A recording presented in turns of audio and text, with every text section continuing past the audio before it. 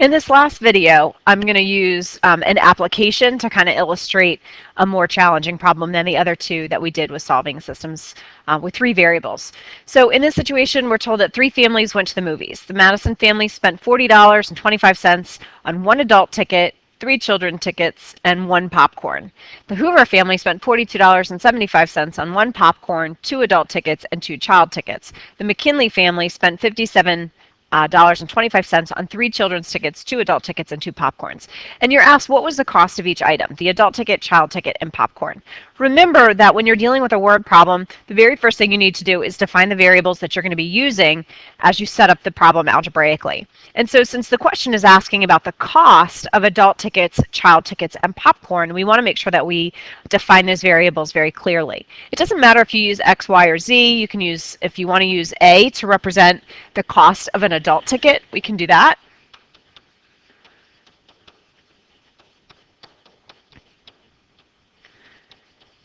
We can use C to represent the cost of a child's ticket.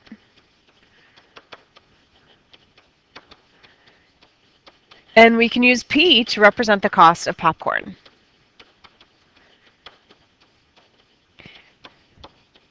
Oops. And again, you can use X, Y, and Z if you want. One of the things that I want to point out with this problem is that each of the statements about the Madison family, the McKinley family, etc., they're not necessarily written in the same order. So be careful when you're reading the problem and writing the equations. The Madison family, we can see, spent $40.25. So I'm going to have an equation for each family. So I know with the Madisons, my total is going to be $40.25. They bought 1 adult ticket, so that means I can do 1 times A. They bought 3 child tickets, so that's plus 3C, and 1 popcorn, so that would be plus 1P. And that takes care of the first family. When I get to the Hoover family, they spent $42.75, so I'm going to go ahead and put that in over here, $42.75. And the Hoover family bought 1 popcorn. So I got to be careful. I don't want to put that underneath the A. I want to keep my variables lined up. So 1 popcorn would be here. So 1 popcorn.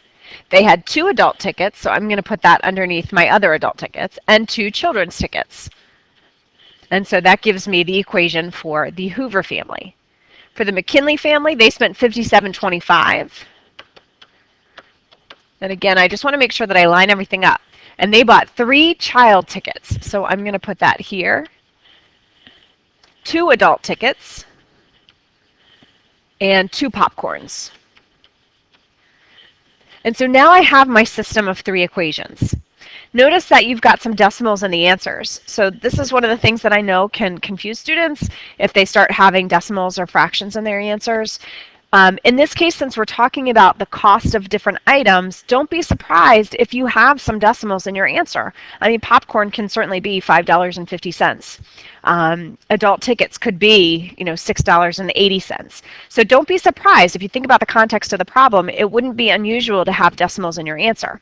Now, if I asked about the number of adult tickets or the number of child tickets, then it would be surprising to get 3.5. Or 2.1. That wouldn't make any sense for this problem because you would be expecting a whole number of tickets purchased.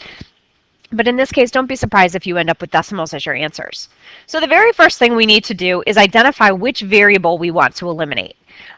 A, C, or P. And I'm going to look at these, and again, remember, we're looking for the variables that have a coefficient of 1 or opposite coefficients. And so in this case, I'm going to rule out C as a viable option because the coefficient in all 3 cases is either a 3 or a 2, and those are just not going to cancel very easily.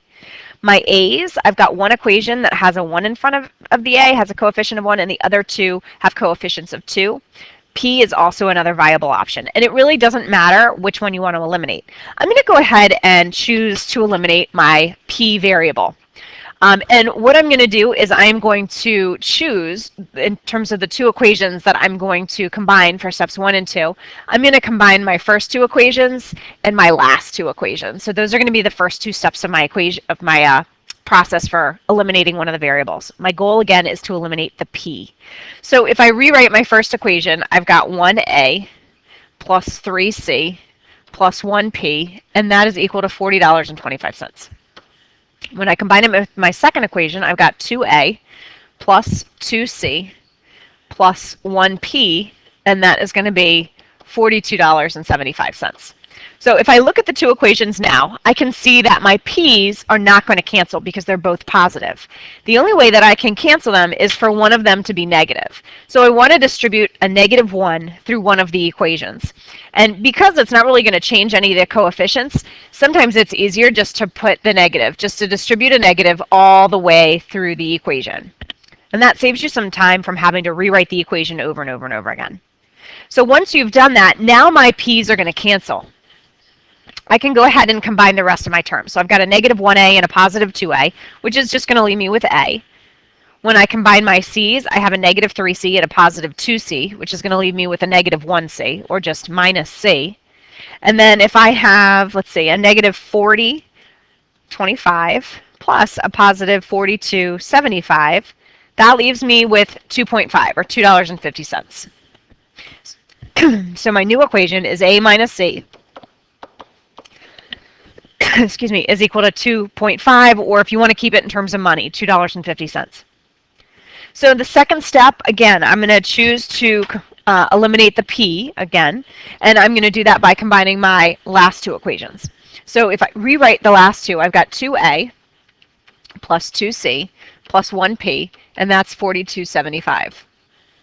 And then in the second, or the third equation, I've got 2a plus 3c plus 2p, and that's equal to 57.25. Now it may be tempting to eliminate the a's in this case because they have the same coefficient, and all you'd have to do is multiply through by a negative. But if you eliminate the a, then you're left with an equation that has a c and a p in it that you can't combine with the equation in the first box. So we need to be consistent and still eliminate the p variable.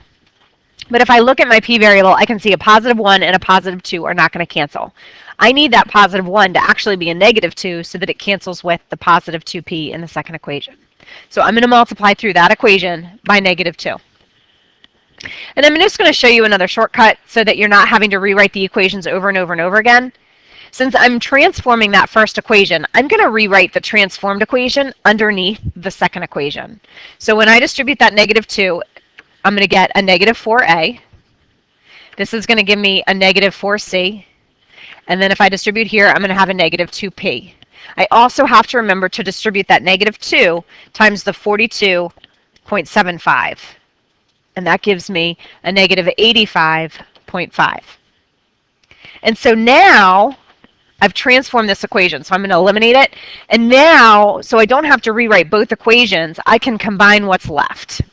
Again, my p's cancel. I have a +2a and a -4a. That's going to leave me with a -2a. I have a +3c and a -4c. That's going to leave me with a -c. And then I've got to do my 57.25 minus 85, or plus a -85.5. And that leaves me with a -28.25. And so my equation here is going to be -2a minus c is equal to -28.25. And now it says in step 3 to combine those two equations, the equation from box 1 with the equation in box 2. So I've got a minus c is equal to 2.5, or 250. And then I've got a -2a minus c is equal to a -28.25. And if I'm looking at which variable I want to eliminate, both of them are going to need, both of them are pretty straightforward, but I noticed that the coefficients in front of C are both -1. It would be awesome if one of them had a coefficient of a +1 so that they'd cancel. So what I'm going to do is I'm just going to multiply this equation through by -1.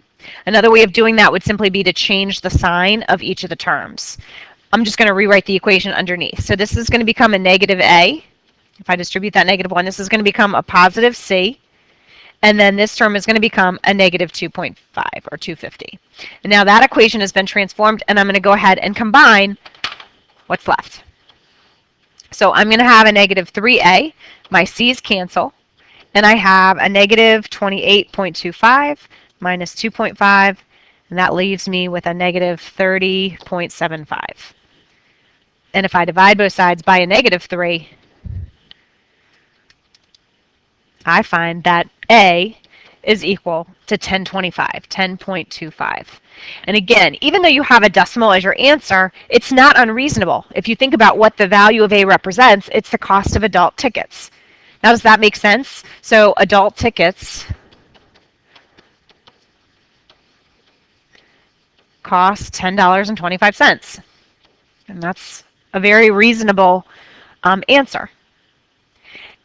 And then basically what I want to do is take that value of A and plug it back in to one of these two equations. So let's do it in the first one since there's not a coefficient for A.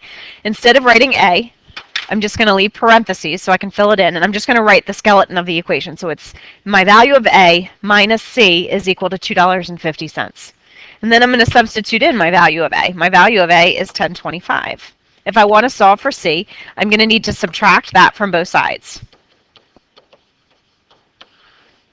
And so I'm going to get that a negative C is equal to 2.5 plus a negative 10.25, which is a negative 7.75. And if I divide both sides by negative 1, I get that C is equal to a positive 7.75. And so what does that mean? C represents the cost of a child ticket. So children's tickets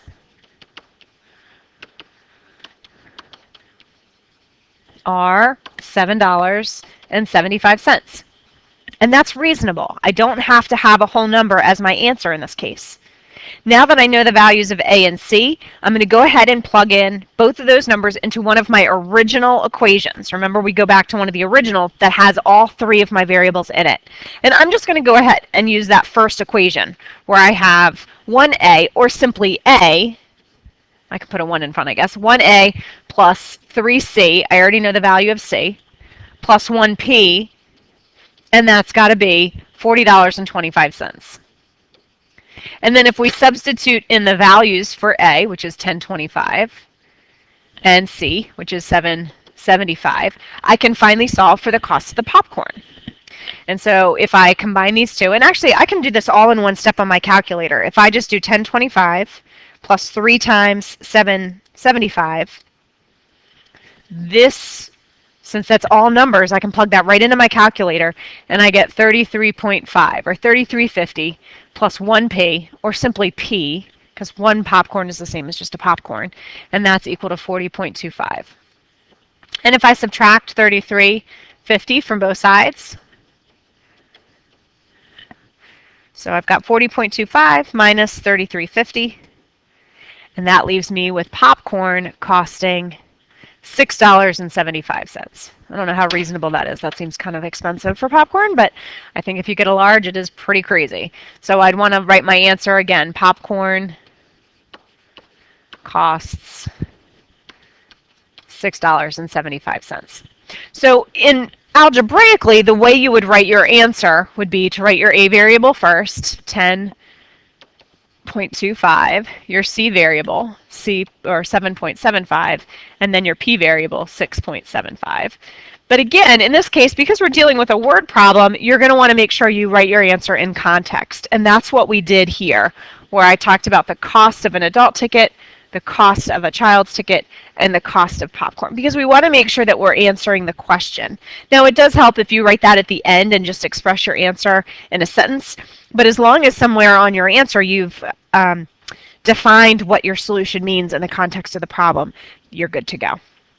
So hopefully that helps you understand how to solve something that's a little bit more complex.